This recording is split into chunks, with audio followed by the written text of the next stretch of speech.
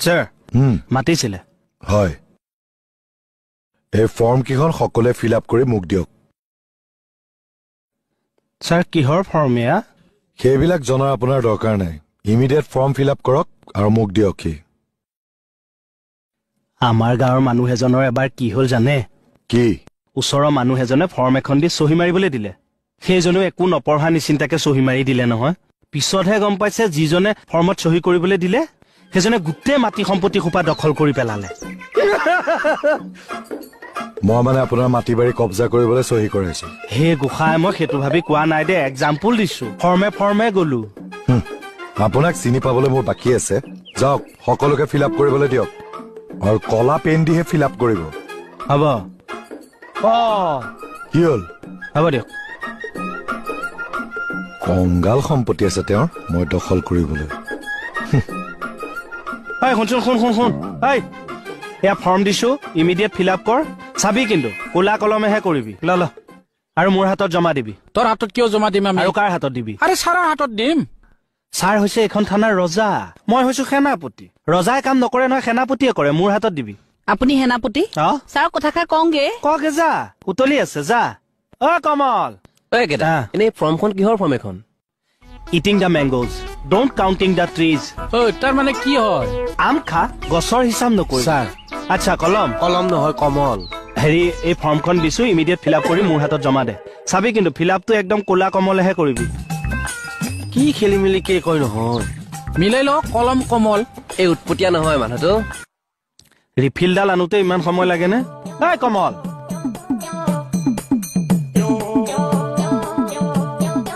পালি ছাৰ এইটো লওক কিন্তু এইটো ৰিফিল নাই হ'ব ৰ মোৰ এডাল লগাই দিম আৰে নীলাডাল ভৰালি নহ'ব নহয় ছাৰ দেখোন আপোনাক কলা ৰিফিলেদি লিখিব দিছে মুখ্যটো এইটো পেইনটো কোলা হলেই হ'ল ৰিফিলডাল চে মতলব নাই হয় নেকি হয় ছাৰ আপুনিহে জানে এডাল লৈ যা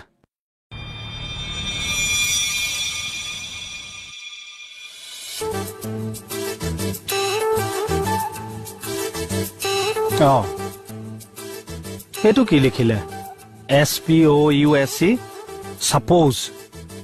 সাপোজটো কি আকৌ নেম অফ সাপোজ তই এটা কাম কৰিব পাৰ সাপোজ তই যদি এটা জেগালৈ যাও সেইটো সাপোজ নেকি what is the meaning of SPOUSE suppose Ram কিনো জুমাজুমিকে আছে চাবাজি না ফিল আপ কৰছো আমিও আৰে নিজৰ কেইখন নিজে ফিল আপ কৰক না স্পেলিংটো খেলি মেলি হৈ যাব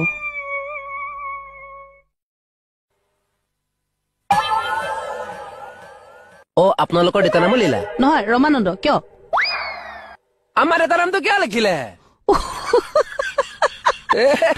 চাই লিখিলো যে মই সেইকাৰণে জুমি থাকিবলৈ মানা কৰিছো দে কাটি দে কাটিবলৈ দিগদাৰ হ'ব নে কলগেট চলগেট অকণ মাৰি দিয়া হলে এতিয়া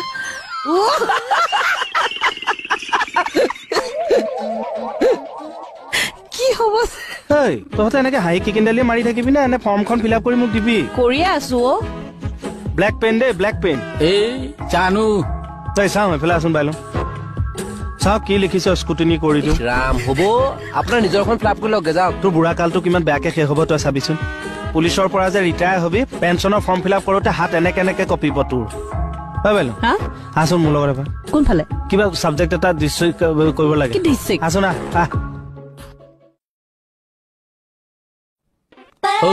বৃদ্ধ পেঞ্চনৰ ফৰ্মটো এতিয়াই ফিল আপ কৰ বুঢ়া হলে দিগদাৰ হ'ব কেকে ঠিকে গাইছে তক হ'ব নিজৰ বাপেকৰ নামটো প্ৰথমতে শুদ্ধকৈ লিখি লওকচোন মোৰ বাপেকৰ নাম লেট ৰবিৰাম বসুমতাৰী এইটো তই কি পুৰালি এইটো পুৰুৱাই নাই মই আপুনি কি লিখিলে চাওঁ নেম অফ সাপোজ তাৰমানে কিনো তই কেনেকে পুলিচত ভৰ্তি হলিও বাইলো আপুনি কি পোৱালে চাওঁ আপোনাৰখনত নাই ভৰোৱা ময়ো ভৰাম আপুনিনো পুলিচত কি বুলি জইন হ'ল বিয়া পতা মানুহ যে মূৰত একো নাথাকেও নাজানে তাৰমানে ন কথাটো নহয় ডাইৰেক্ট তই নাজানো বুলিও মোক ক'ব নোৱাৰ দ্য মেটাৰ অফ ডেথ হ'ব নাজানিলে নাজানো বুলি ক'ব না এই চাওক গৈ মালটো কি সুধিয়াচোন যে আমি বহাই দিম যা আপুনি নুসুধে তাৰমানে মই সুধিব পাৰো কিন্তু ছাৰে পিছত গালি পাৰি আহিব তই সুধ মই সহযোগ কৰিম কি সহযোগ কৰিব আপুনি লগত থাকিম কি বুলি ক'লে শব্দটো এইটো এছপ'জ নহয় এছপ'জ সাপোজ যা কিনো ইংৰাজী শব্দ ওলালে এইবিলাক আজিকালি?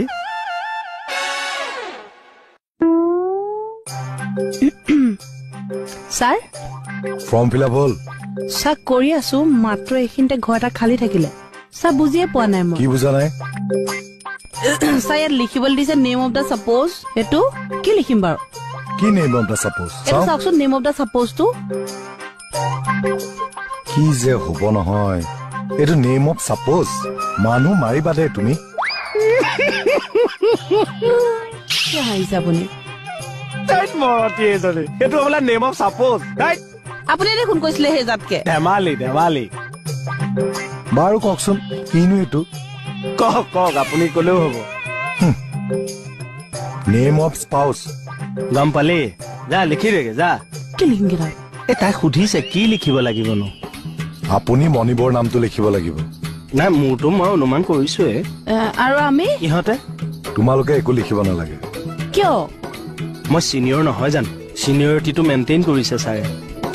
একো চিনিয়ৰিটি মেইনটেইন কৰা নাই। স্পাউচ মানে পতি বা পত্নী, লাইফ পাৰ্টনাৰ। হাজবেণ্ড সকলে পত্নীৰ নাম লিখিব লাগিব, ৱাইফ সকলে হাজবেণ্ডৰ নাম লিখিব লাগিব। ডেট মিনছ হোল থানাখন মই ৰিপ্ৰেজেণ্ট কৰিব লাগিব। মানে আপোনালোক দেখোন চব দাং বৰলা বৰলি। কি কৈ আছে?